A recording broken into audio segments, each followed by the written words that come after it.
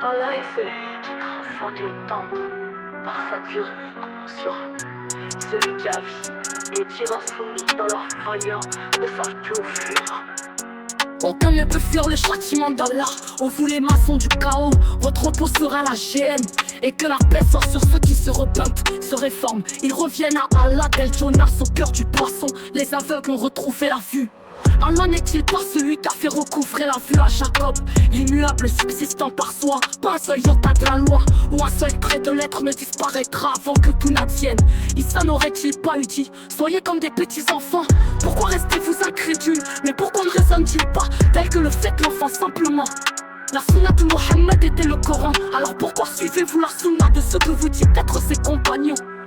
Ali était-il chiite ou bien Mohammed était-il sunnite? Y a-t-il quelqu'un pour réfléchir? Comprendrez-vous? Issa était-il juif, chrétien ou porteur de la foi en Allah seul, tel que le fut Abraham? Ô fous qui vous prétendez habiter par l'Esprit Saint, prenez-vous pour modèle les tyrans. Pourquoi vous accrochez-vous à la matière jusqu'au point d'en faire des armes? N'y a-t-il pas une invitation à la rébellion contre les oppresseurs dans l'évangile? Mais vous n'en faites pas usage.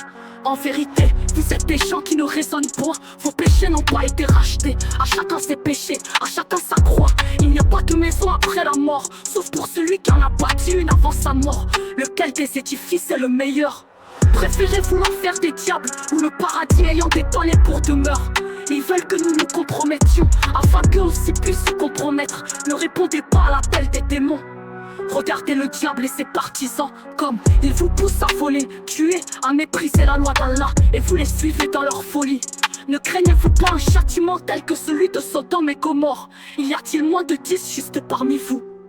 Aujourd'hui, vous vous croyez en position de force. Sachez qu'aujourd'hui, vous êtes des aveugles errants dans le désert de l'ego. Ne reniez pas le Coran tel que vous le faites pour la Torah et ayez la foi en Allah seul.